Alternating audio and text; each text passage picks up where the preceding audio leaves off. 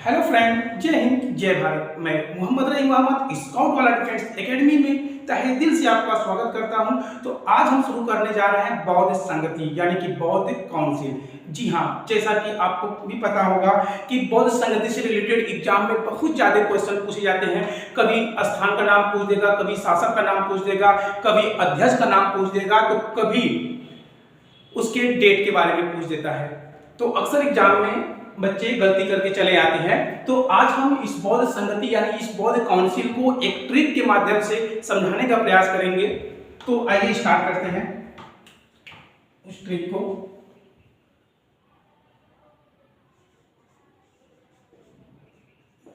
राजा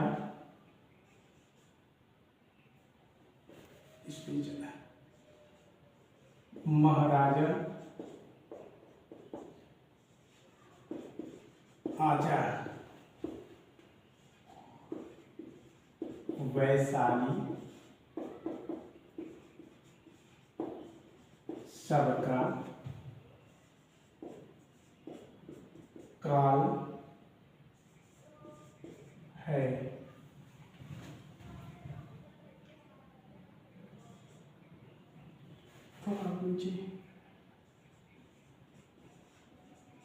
पटाओ मर्द आशिक, चल रहा है आशिक,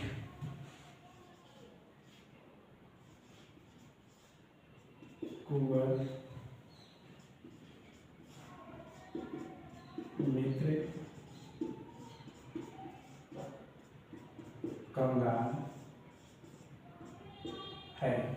तो ये चार लाइन आपको याद रखना है, सॉरी 2 लाइन याद रखना है, जिसमें 4 स्टेप है। ठीक है कि राजा महाराजा आजा, वैशाली सबका काल है, पटाओ मत आशिक, कुंवर मित्र कंगाल है। ठीक है, तो इसी ट्रिक को आपको याद रखना है। और आपको हम इसमें क्लियर कर देना चाहते हैं कि इसमें जो पहला शब्द है वो बताएगा स्थान का नाम। ये क्या बताएगा?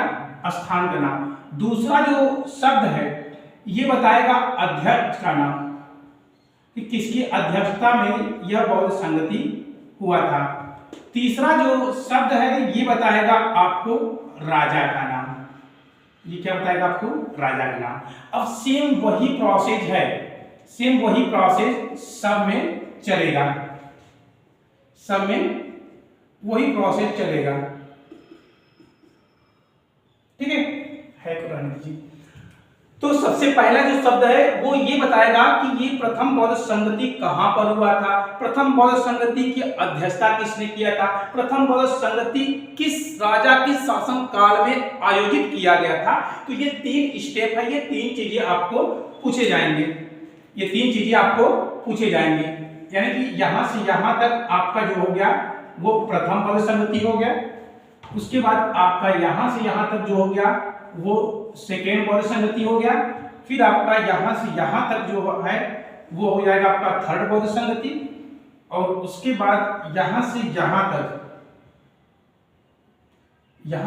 तक जो है वो आपका फोर्थ बौद्ध संगति हो जाएगा।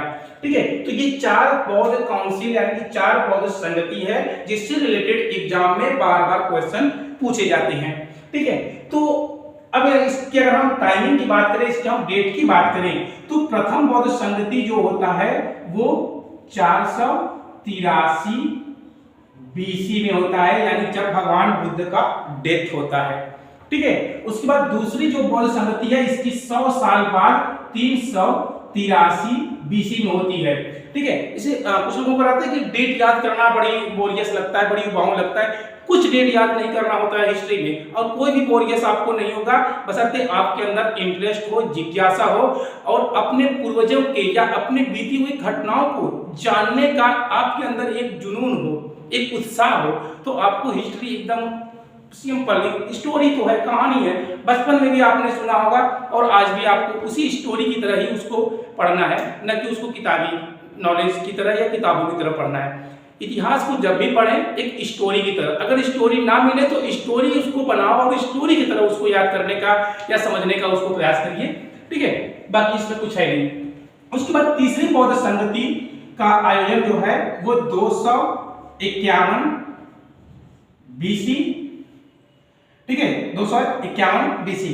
उसके बाद चौथी बौद्ध संगति जो है वो 78 एडी या फर्स्ट सेंचुरी भी इसको हम कह सकते हैं, ठीक है, यानी कि प्रथम शताब्दी में। तो ये चार बौद्ध संगति है और चारों बौद्ध संगति का ये टाइमिंग है कि कब कौन सी बौद्ध संगति का आयोजन किया गया था, ठीक है। पहला 483 के बाद दूसरा बौद्ध संगति भाई 100 साल बाद, तो 100 साल उसको हम कम करेंगे तो आ जाएगा हमारा 383 बीसी।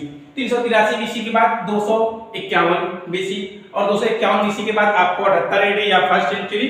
हालांकि आपको क्लियर कर दें कि कभी भी बौद्ध संगति से आपका डेट या टाइमिंग के बारे में नहीं पूछता है, आपको स्थान पूछ देगा, आपको अध्यक्ष पूछ देगा, आपको राजा के बारे में पूछ देगा, ठीक है। और ज्यादातर जो पूछे जाते हैं वो राजा से ही रिलेटेड पूछे जाते हैं। तो अगर आपको केवल राजा के बारे में याद करना है, राजा से रिलेटेड आपको याद रखना है, तो उसके लिए आप ये शब्द अ का अ क इन शब्द से भी आप जो है काम चला सकते हैं। अब अकार का मतलब क्या है, पहले इसका मतलब है अजात शत्रु, का मतलब है काला शोक, अ का मतलब है अशोक और क का मतलब है कनिष्क। अब इतिहास के स्टूडेंट तो आपको पता ही होगा कि इसमें 2 बार अ और 2 बार क आ रहा है, ठीक है। चलो इसमें एक बार आप जो है कि कंफ्यूज हो सकते हैं इन दोनों में, मगर यहाँ पे अगर हम अशोक और कनिष्क की बात करें तो जाहिर सी बात है कि अशोक पहले आया था और कनिष्क बाद में आया था, ठीक है। और वही चीज यहाँ पर है कि सबसे पहले अगर हम देखें तो महाजनपदों का जो शुरुआती दौर होता है वो बिंबिसार से शुरू होता है और बिंबिसार का पुत्र ही होता है अजातशत्रु। तो अजातशत्रु के समय में पहली बार बौद्ध संगति का आयोजन किया गया था और उसके बाद आता है कालाशोक। तो इसकी में ये भी याद रखिएगा, यार पीछे पीछे तो है कि नहीं, नीचे कट तो नहीं रहा है, उसको कट जा रहा है, क्या किया जाए, मार दिया जाए, ऐसा नहीं तो कोई बात नहीं, बाद में इसको बता देंगे। ऐसे याद रखना, अ से अजातशत्रु, का से कालाशोक, अ से अशोक और क से कनिष्क, ठीक है। इन चारों के शासन काल में ये सब कौन है, राजा है। यानी कि अजातशत्रु जो था वो हर्यक वंश का शासक था, हाँ। कालाशोक जो था वो शिशुनाग वंश का था, अशोक जो था वो मौर्य वंश का था, कनिष्क जो था वो कुषाण वंश का शासक था, ठीक है। तो फिलहाल इसको हटा देते हैं, टेंशन नहीं लेने का, बाद में ऊपर लिख देंगे।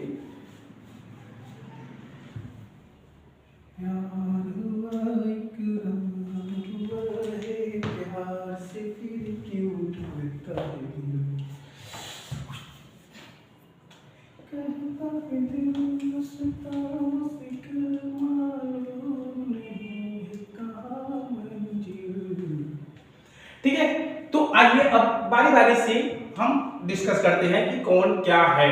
अब देखिए पहला जो बौद्ध संगति होता है वो कहां पे कब होता है, 483 बीसी में। 483 बीसी का मतलब क्या होता है कि ईसा मसीह के जन्म से 483 साल पहले पहली बौद्ध संगति का आयोजन किया गया था। बौद्ध संगति की आयोजन करने का उद्देश्य क्या होता था, तो उद्देश्य उसमें यह था कि ताकि वो बौद्ध धर्म से रिलेटेड कोई कमी हो तो उसमें सुधार कर सके, कोई नया नियम बनाना हो तो उस पर सहमति या अपने अपने विचार व्यक्त कर सके, या बौद्ध धर्म को और कैसे कैसे और किस तरह से पूरी दुनिया में फैलाया जाए, बौद्ध धर्म का प्रचार किया जाए, बौद्ध धर्म के नियमों से रिलेटेड, बौद्ध धर्म के ग्रंथों से रिलेटेड, इन सारी चीजों से रिलेटेड इसमें जो कि बैठक में चर्चा होती है, ठीक है। तो बौद्ध संगति का जैसे जाहिर सी बात है कि कोई भी राजा अगर बैठक करता है तो वो अपने सत्ता, अपने शासन से रिलेटेड, नियम कानून से रिलेटेड हाँ, इन्हीं सारी चीजों से रिलेटेड बात करता है। और कोई धार्मिक अगर बैठक होता है तो वो धर्म से रिलेटेड बैठक होगा कि धर्म को और कैसे जो कि डेवलप किया जाए और कैसे धर्म का विकास हो सकता है, क्या हमारे धर्म में इस नियम को डालने से क्या समाज में बुरा इफेक्ट पड़ रहा है, या इस नियम को हमको संशोधित करना चाहिए, या इस नियम को हटा देना चाहिए, या इसकी जगह पे कोई दूसरा नियम लाना चाहिए। तो यही सारी चीजें होती थी बौद्ध काउंसिल में, यानी कि बौद्ध संगति में। ठीक है, तो बौद्ध संगति का पहला बौद्ध संगति का आयोजन होता है 483 बीसी में। स्थान कहां पे है? तो राजा से मतलब हमारा है राजगृह। तो प्रथम बौद्ध संगति का जो आयोजन होता है वो कहां पर होता है? राजगृह में। इसकी अध्यक्षता कौन करता है? तो महाराजा मतलब महाकश्यप। उसके बाद किस राजा के शासन काल में होता है? तो राजा महाराजा आजा मतलब अजातशत्रु। ठीक है, तो यही चीजें आपको याद रखना है कि प्रथम बौद्ध संगति का आयोजन 483 बीसी में राजगृह में हुआ था, जिसकी अध्यक्षता महाकश्यप ने किया था। हाँ, और यह बौद्ध संगति का आयोजन अजातशत्रु के शासन काल में आयोजित किया गया था। ठीक है, उसके बाद दूसरे बौद्ध संगति का आयोजन कब होता है? 383 बीसी में। कहां पर होता है? तो वैशाली। कहां पर होता है?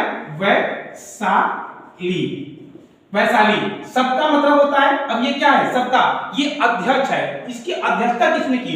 तो सबका होता है सब्बा कामी ने इसकी अध्यक्षता की थी। काल, कौन काल है? वैशाली का काल है। तो वैशाली का काल काला होता है, और काला कौन है? काला शोक। उसके बाद आते हैं हम तीसरे बौद्ध संगति में। अब तीसरे बौद्ध संगति का आयोजन कब होता है? 251 बीसी में। अब इसमें पटाव मत आसिक। ठीक है, पटाव मत आसिक। भैया कौन ऐसा शासक था जो मतलब कि बहुत ज्यादा आसिक को पटाना या आसिकों को पटाने के बाद ही अपना शासन वगैरह में ज्यादा इंटरेस्ट रखता है? तो पटाव मत आसिक। अब जैसे अगर हम ये चार जो नीचे ऑप्शन में लिखे हुए थे, अजातशत्रु, कालाशोक, अशोक और कनिष्क, इन चारों लोगों में, इन चारों शासकों में आपके हिसाब से सबसे ज्यादा रोमांटिक शासक कौन रहा होगा, या सबसे ज्यादा शक्तिशाली कौन रहा होगा, या ये कह लें कि सबसे ज्यादा उस समय की लड़कियां या उस समय की रानियां किसको लाइक करती थी या किसको पसंद करती थी, किसके पीछे पड़ सकती थी? मेरे हिसाब से आपके दिमाग में ऑप्शन होगा सम्राट अशोक। जी हाँ, तो आसिक कौन था? अशोक। अ से आसिक और अ से अशोक भी है। तो वास्तव में इन चारों शासकों की अगर बात करें तो सबसे ज्यादा लाइक करने वाला शासक जो था वो अशोक था। अशोक को ही लोग सबसे ज्यादा लाइक करते थे। और आपको भी पता है कि कलिंग जो युद्ध हुआ था कहीं न कहीं इसी प्रेम प्रसंग की वजह से हुआ था, क्योंकि अशोक था मगध का राजा और जो उसकी प्रेमिका थी कारुवाकी जो थी वो कलिंग की राजकुमारी थी। अगर फिल्म वगैरह भी देखे होंगे तो उसमें भी शायद इस बात का जिक्र किया होगा। ठीक है, तो उन दोनों का क्या था? प्रेम प्रसंग था। तो असली आशिक कौन था? अशोक था। अब जो आशिकी में चला जाए, जो आशिकी में डूब जाए, अब तो आशिकी तो ये किए, झेलना किसको पड़ा? कुषाणों को। बेचारा कुषाण क्या हो गए? कंगाल हो गए। ऐसे में मत जाइएगा ट्रेक के हिसाब से। तो कंगाल कौन हो गए? कुषाण, यानी कि कुंवर बेचारा अब क्या आशिकी किए मगर क्या रह गए? कुंवारा रह गए। तो कुंवर मित्र, हाँ, यानी कि जो आशिक थे वो उनके मित्र थे और उनके मित्र भी क्या हो गए? कंगाल हो गए। ठीक है, तो कंगाल से हमारा हो जाएगा क्या? कनिष्क। मित्र से हो जाएगा वसुमित्र और कुंवर से हो जाएगा कुंडवन। तो चलिए इसका पहले लिखते हैं। पटाव से हो जाएगा पाटलिपुत्र।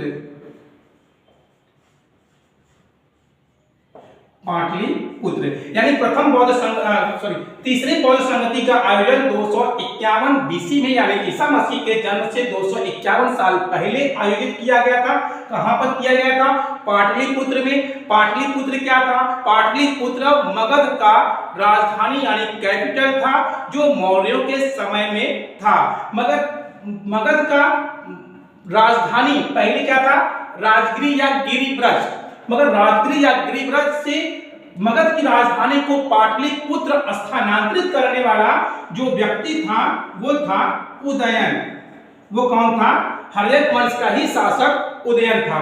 ठीक है, उदयन ने क्या किया कि अपनी राजधानी को राजगिरी से हटाकर पाटलिपुत्र स्थानांतरित कर दिया। और ये पाटलिपुत्र जो है वो वर्तमान में पटना का क्षेत्र है। कहाँ का क्षेत्र है? पटना का। ठीक है, तो पाटलिपुत्र का संस्थापक कौन है या राजधानी परिवर्तित किसने किया था मगध का? तो उदयन ने किया था। उदयन किस वंश का था? हर्यक वंश का था। हर्यक वंश जिसको पितृहंता वंश के नाम से जाना जाता है। पितृहंता वंश का मतलब पिता की हत्या करने के बाद ही राज सिंहासन को जो प्राप्त करे उसी वंश को हम पितृहंता वंश के नाम से जानते हैं। ठीक है, तो उदयन ने पाटलिपुत्र की स्थापना की। अब पाटलिपुत्र का वर्तमान लोकेशन या वर्तमान नाम क्या है? पटना है। पाटलिपुत्र का वर्तमान नाम क्या है? पटना। तो अब आपके दिमाग में आएगा कि ये पटना किसने कर दिया? तो पटना करने वाले कौन थे? शेरशाह सूरी। शेरशाह सूरी ने किसकी स्थापना की? पटना की। यानी पाटलिपुत्र का नाम पटना पड़ा किसके वजह से? शेरशाह सूरी, जो भारत में दूसरे अफगान साम्राज्य का संस्थापक था, जिसका युद्ध हुमायूं के साथ हुआ था। और हुमायूं को इससे बचने के लिए घोड़े सहित यमुना नदी में कूदना पड़ा। जाने देने तो हम बहुत आगे चले जाते हैं, फिर लगेंगे हुमायूं का स्टोरी बताने, फिर ये स्टोरी गायब हो जाएगा। ठीक है, वैसे भी टॉपिक से हट जा रहे हैं। चलो क्लियर। तो पटाव से मतलब हो जाएगा क्या? पाटलिपुत्र। मत्स्य हो जाएगा मोगली पुत्र तिस्य। मोगली जंगल पता चला है। चड्डी पहन के फूल खिलाए क्या बोलते हैं? हाँ, मोगली पुत्र तिस्य यानी कि तीसरे बौद्ध संगति का आयोजन पाटलिपुत्र में हुआ था, जिसकी अध्यक्षता मोगली पुत्र तिस्य ने किया था। और यह आयोजन किस राजा के शासनकाल में हुआ था?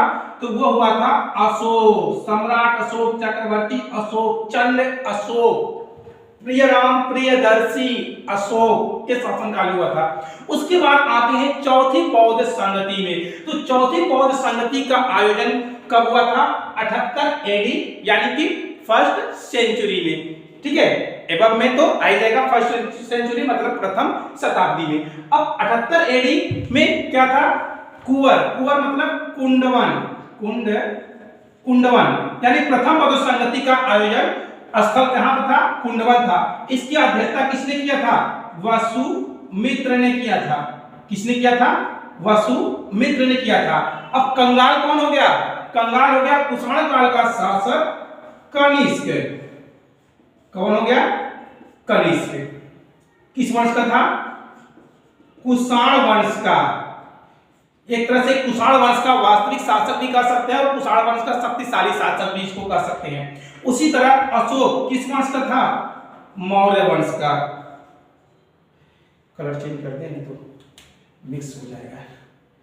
ये मौर्य वंश का था। कुषाणों को भी चेंज कर दो नहीं तो बुरा मान जाएगा। कुषाण वंश, कालाशोक, शिशुनाग वंश,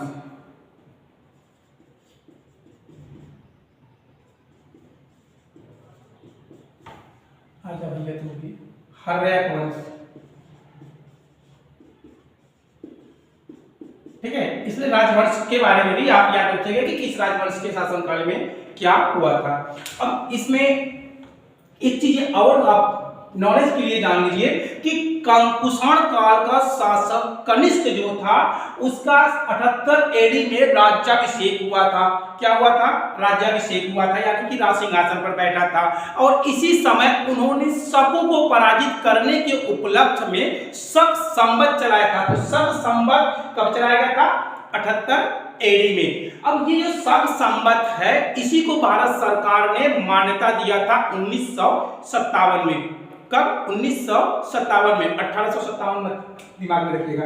ठीक है, और इसी 78 एडी में कनिष्क ने तक्षशिला विश्वविद्यालय की स्थापना भी की।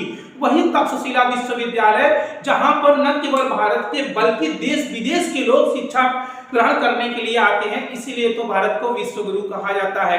मगर विश्व गुरु का नाम छवि प्रेजेंट टाइम के सब राजनेता लोग खराब कर दे रहे हैं, ठीक है। नहीं तो अगर राजनेता लोग अच्छे होते तो पुनः तक्षशिला तो खैर चला गया, बंटवारे में पाकिस्तान में चला गया, वर्तमान लोकेशन उसका पाकिस्तान है, मगर अभी भी हमारा प्राचीन काल का एक विश्वविद्यालय जीवित है, जो है नालंदा विश्वविद्यालय। तो नालंदा विश्वविद्यालय विश्व का पहला आवासीय विश्वविद्यालय है। सोचिए कि उस समय नालंदा विश्वविद्यालय में आवास की सुविधा की गई थी, हॉस्टल की सुविधा की गई थी। चीन, ईरान, तुर्क, मिस्र, यूनान के जैसे देशों के लोग यहाँ पर शिक्षा ग्रहण करने के लिए आते हैं। वेनसांग भी यही इसी नालंदा विश्वविद्यालय में शिक्षा ग्रहण किया, इसी नालंदा विश्वविद्यालय में प्रोफेसर भी रहा। 15 वर्षों तक जो है कि वेनसांग नालंदा विश्वविद्यालय में सेवा दिया, ठीक है। तो सोचिए कि नालंदा विश्वविद्यालय का इतिहास क्या रहा, जिसको बख्तियार खिलजी ने ध्वस्त कर दिया था 1199 ईस्वी में। इसका हम एक लेक्चर जरूर बनाएंगे नालंदा विश्वविद्यालय और तक्षशिला विश्वविद्यालय और विक्रमशिला विश्वविद्यालय पर, और फिर बताएंगे कि विक्रमशिला और नालंदा विश्वविद्यालय को कब और किसने और क्यों ध्वस्त किया था, ठीक है। तो हम बात कर रहे थे, हाँ ठीक है। तो ये नालंदा विश्वविद्यालय जिसमें महायान शाखा की पढ़ाई कराई जाती थी, और सबसे बड़ी बात यह है कि इस विश्वविद्यालय को चलाने के लिए 100 से 200 गांवों को राजा ने उस समय दान में दिया था। यानी कि इसमें पढ़ाई का कोई भी फीस नहीं था, निःशुल्क था। निःशुल्क पढ़ाई, निःशुल्क आवास, निःशुल्क भोजन था। आज के नेता लोग कर ले किसी यूनिवर्सिटी में ऐसा कुछ नहीं कर सकते। हम तो कहेंगे कि बीएचयू से ज्यादा प्राथमिकता तो देना चाहिए इनको नालंदा विश्वविद्यालय को, ताकि फिर से हमारी इतिहास दोहराना शुरू कर दे, ठीक है। खैर क्या करना है, नेता सब अनपढ़ गवार होते हैं, पढ़े लिखे होते तो उस पर ध्यान देते हैं। झोला छाप वालों को नेता बना देते वो सब लोग। झोला उठाएंगे चले जाएंगे, जो झोला उठा के चला जाएगा वो कहाँ पढ़ेगा, उसका तो पहले से ही दिमाग में बैठ गया है, झोला उठा के चले जाएंगे। हम लोग भी बचपन में यही करते थे, प्राइमरी में पढ़ते थे, झोला उठाते थे और चले जाते थे। क्लास चल रहा है नहीं चल रहा उससे कोई मतलब नहीं है, चलो कोई बात नहीं। हाँ ठीक है, तो इस चीज को आप याद रखिए। अब इसको पहले आप चाहे स्क्रीनशॉट ले लीजिए, ज्ञान लिखिए, फिर इसमें हम और कुछ बारीकियां आपको बताते हैं।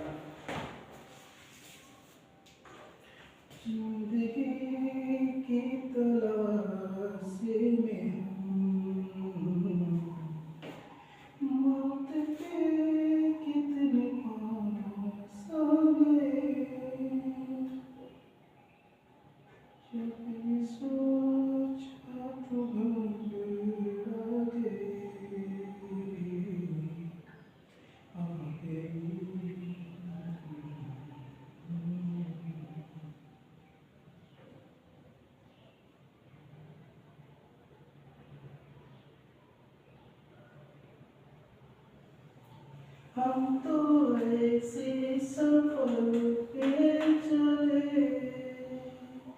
जिसकी कोई भी मंजिल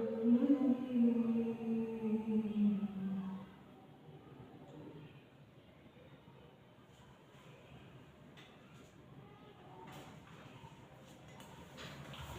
हाँ जी चलिए, आई थिंक हो गया होगा। देखिए अब कुछ नई चीजें, प्रथम बौद्ध संगति में क्या चेंजिंग देखने को मिला। प्रथम बौद्ध संगति में क्या हुआ था,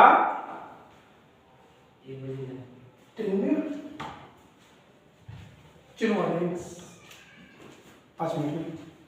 प्रथम बौद्ध संगति में बौद्ध धर्म की 2 किताबें लिखी गई थी। बौद्ध ग्रंथ में त्रिपिटक, जिसको हम त्रिपिटक के नाम से जानते हैं, तो इसमें 2 पिटक की रचना प्रथम बौद्ध संगति में हुआ था, ठीक है। किस संगति में हुआ था, प्रथम बौद्ध संगति में हुआ था। सुत्त पिटक और विनय पिटक। सुत्त पिटक और विनय पिटक, ठीक है। सुत्त पिटक और विनय पिटक, इन 2 ग्रंथों की इसमें रचना की गई थी। शुद्ध पीटक जो है वो बुद्ध के आदर्श एवं सिद्धांतों का, बुद्ध के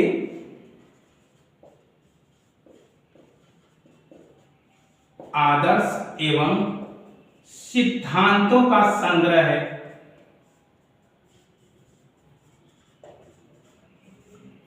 ठीक है, शुद्ध पीटक जो है वो भगवान बुद्ध के आदर्श एवं सिद्धांतों का संग्रह है, जबकि विनय पीटक में भिक्षु और भिक्षुणियों,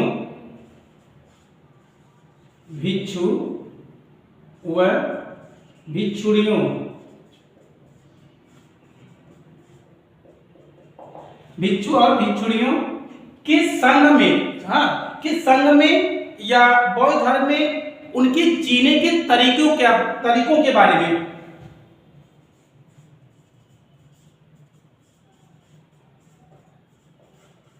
ठीक है, जीने के तरीकों के बारे में इसमें क्या आपको देखने को मिलता है, उल्लेख देखने को मिलता है। ठीक है, तो शुद्ध पीटक और दूसरा विनय पीटक, और एक ग्रंथ इसमें और आपका है अभिदम्य पीटक। कौन सा है? अभिदम्य पीटक।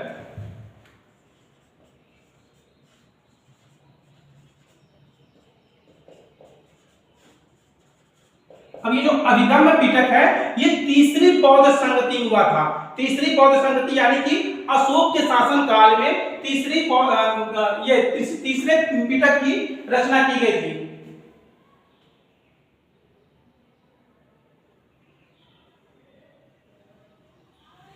ठीक है, इसमें हमको क्या मिलता है? आध्यात्मिक जीवन, यानी कि बौद्ध भिक्षुओं को आध्यात्मिक जीवन व्यतीत करने के नियम और तरीकों का वर्णन हमको किसमें देखने को मिलता है? अभिदम्य पीटक। अब ऐसे में पहले में होता है क्या? शुद्ध पीटक और विनय पीटक का, और तीसरे बौद्ध संगति में होता है अभिदम्य पीटक की रचना। तो ये तीन जो है कि बौद्ध धर्म की क्या है? पीटक। तो इसको भी आप याद रखिएगा। अच्छा, दूसरी चीज, अब दूसरे बौद्ध संगति में क्या चेंजिंग हमको देखने को मिलता है? तो इसमें जो दूसरी बौद्ध संगति है इसमें बौद्ध धर्म की विचारधारा, इसमें बौद्ध धर्म की विचारधारा किसमें? इसमें इनकी जो विचारधारा है, विचारधारा किसमें? स्थविर और महासंगी। स्थविर और महासंगी में क्या हो जाता है? बढ़ जाता है। यानी कि अब बौद्ध धर्म की जो लोगों का विचार था वो दो तरह का हमको देखने को मिलता है, यानी कि उनकी विचारधारा भी अब क्या हो जाती है? बदल जाती है। तो अब इनकी विचारधारा जब बदलती है तो यही विचारधारा इनकी स्थविर की जो विचारधारा है वो हीनयान में आगे चलकर हीनयान में कन्वर्ट हो गया, और महासंगी जो है वो महायान। दिख रहा है कि नहीं कि फिर ये भी कट रहा है? हाँ, आ जा रहा है, उधर का थोड़ा कट रहा है, नीचे का एक लाइन कट रहा है। कितना सुधारें? ठीक है, चलो इसे जो बोल रहे हैं उसको बस सुनो। ठीक है, तो दूसरे बौद्ध संगति में क्या हमको देखने को मिला कि बौद्ध धर्म की जो विचारधारा थी वो क्या हो गई? बट गई, डिवाइड हो गई। यानी कि उनकी विचारधारा एक स्थविर और दूसरा महासंगी। स्थविर आगे चलकर हीनयान का रूप लिया और महासंगी आगे चलकर महायान का रूप लिया। और ये कब रूप लिया? ये रूप लेता है कुषाण काल के शासक कनिष्क के शासन काल में। यानी कनिष्क के शासन काल में बौद्ध धर्म, चूंकि भाई कंगाल तो ये थे, कंगाल का मतलब क्या हुआ? एक अभी तक तो हमारे पिताजी अकेला जो की संपत्ति के मालिक थे, अब दो भाइयों में उसको बांट दिए, तो भाई जाहिर सी बात है कि थोड़ा सा क्या होगा, कम तो मिलेगा ही, तो कंगाल तो हो ही जाएंगे पहले के अपेक्षा। ठीक है, तो अब बौद्ध धर्म का विचार और बौद्ध धर्म ही अब क्या हो गया? अलग अलग डिवाइड हो गया। यानी कि एक हमारा हो गया हीनयान और दूसरे हो गए महायान। यानी किस बौद्ध संगति में बौद्ध धर्म दो संप्रदायों में विभाजित हो गया। अभी तो विचारधारा ही था, अब यहाँ पे संप्रदाय ही अलग हो गया बौद्ध धर्म का।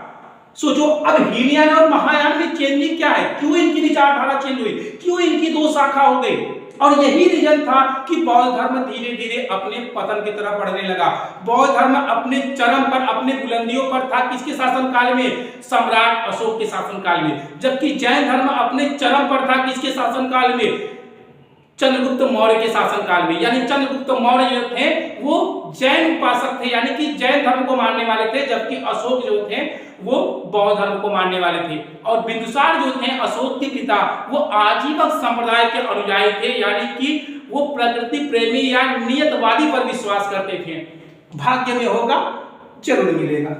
ठीक है, चलो अब हीनयान की जो लोग थे वो महात्मा बुद्ध के, गौतम बुद्ध के विचारों पर, उनके आदर्शों पर चलते थे। जैसा कि उन्होंने कहा था वैसा ही किए। और महात्मा बुद्ध मरने से पूर्व उन्होंने कहा था कि मेरे मरने के बाद या मेरे जीते जी कभी भी मूर्ति पूजा नहीं होनी चाहिए और ना ही मेरी पूजा होनी चाहिए। अगर किसी को मेरी पूजा करनी ही है, हाँ, अगर कोई चाहता है मेरी पूजा करना, तो वो मेरे आदर्शों की, मेरे प्रतीक चिन्हों की पूजा करे। प्रतीक चिन्हों का मतलब कि जैसे कमल, सांड, उनके पद चिन्ह, स्तूप, आप इनकी पूजा कर सकते हैं, मगर उनका स्वरूप, उनका रूप बनाकर उनकी पूजा नहीं कर सकते हैं, क्योंकि भगवान बुद्ध स्वयं इस बात को मानते हैं कि वो कोई भगवान नहीं है, उनके अंदर कोई दिव्य शक्ति नहीं है, ठीक है, ना ही वो कोई किसी तरह का चमत्कार कर सकते हैं। इसलिए भविष्य में मेरी मूर्ति पूजा नहीं होनी चाहिए। और जिस दिन मेरी मूर्ति पूजा होगी उस दिन बौद्ध धर्म दो संप्रदायों में विभाजित भी होगा और बौद्ध धर्म अपने पतन की तरफ बढ़ना शुरू कर देगा। और वही हमको देखने को मिलता है कुषाण काल के शासक कनिष्क के शासन काल में, क्योंकि कनिष्क के शासन काल में क्या होता है कि दो कला शैलियों का जन्म होता है, एक मथुरा कला शैली और दूसरा गांधार कला शैली। मथुरा और गांधार कला शैली, दो कला शैलियों का जन्म होता है। अब दो कला शैलियों का जन्म मतलब कि मूर्तियां बनती थी। मूर्तियां किसमें? खासकर मथुरा कला शैली में हिंदू देवी देवताओं की मूर्तियां बनती थी। ये पूर्ण रूप से भारतीय कला शैली था, जबकि गांधार कला शैली जो थी ये यूनानी कला शैली या मध्य एशिया का ये कह ले, ठीक है, या हम सीधा कह ले कि विदेशी कला शैली थी। तो अब भगवान बुद्ध की मूर्ति क्यों बनाने की आवश्यकता पड़ी? क्योंकि लोगों ने जब देखा कि देवी देवताओं, हिंदू देवी देवताओं की मूर्तियां बनाई जा रही है, उनकी पूजा की जा रही है, तो भगवान बुद्ध की भी क्यों न बनाए, इनकी भी मूर्ति पूजा क्यों ना हम शुरू कर दें। मगर लोगों ने कहा कि नहीं नहीं, भगवान बुद्ध ने स्वयं इस बात का खंडन किया और उन्होंने मना किया मूर्ति पूजा के लिए। मगर इसमें क्या हुआ कि जब भगवान बुद्ध ने कहा था तो वो सिचुएशन, वो कंडीशन कुछ और था, मगर समय के साथ साथ हमें बदलना चाहिए, चेंज करना चाहिए, ठीक है। तो ऐसे में कुछ पक्ष में थे और कुछ विपक्ष में थे। तो जो पक्ष में थे, हाँ, जो मूर्ति पूजा के पक्ष में थे उनको महायान शाखा में रखा गया और जो विपक्ष में थे उनको हीनयान। मतलब सिंपल से इसको याद करने का तरीका है कि भगवान बुद्ध की बातों को जिन्होंने माना, जो उनके आदर्शों पर चले, उनको समाज में हीन भावना से देखा जा रहा है। इसका मतलब कि हीनयान शाखा के वो लोग हैं। और जो उनकी बातों को नहीं माने और अपने हिसाब से चेंजिंग करके आगे बढ़ना शुरू किए, उनको महान का नाम दिया गया, यानी कि महायान शाखा में रखा गया, ठीक है। महायान मतलब कहा नहीं जा रहा, मतलब कि ये याद करने का एक तरीका है। ये न्याय मतलब प्रतीक चिन्हों की पूजा, महायान मतलब मूर्ति पूजक। नालंदा विश्वविद्यालय जो था उसमें केवल महायान शाखा की ही पढ़ाई कराई जाती थी, ठीक है। तो ये गांधार कला शैली और मथुरा कला शैली। इसमें एक चीज और आप याद रखिएगा कि भगवान बुद्ध की सर्वप्रथम या पहली मूर्ति किस कला शैली में बनाई गई थी, तो वो मथुरा कला शैली में बनाई गई थी। जबकि भगवान बुद्ध की सर्वाधिक मूर्तियां किसमें बनाई गई थी, तो गांधार कला शैली, जो यूनानी कला शैली या विदेशी कला शैली पर आधारित था, ठीक है। तो ये चीजें आपको याद रखना है। इससे ज्यादा आप बताएंगे तो फिर ट्रिक का कोई मतलब ही नहीं रह गया, बहुत ज्यादा ही वैसे भी मैटर इसमें हो गया। तो आज के लिए मेरे सबसे कुछ तो छूट तो नहीं रहा है, चलो कोई बात नहीं, छूटेगा तो फिर कभी जब इसका डिटेल क्लास लेंगे पूरी महात्मा बुद्ध के बारे में, तो उसमें हम एक बार फिर से इस पे चर्चा करेंगे और सारी चीजों से रिलेटेड हम डिस्कस करेंगे। तो आज के लिए इतना ही, तब तक के लिए शब्द है, ओके, थैंक यू, जय हिंद, जय भारत।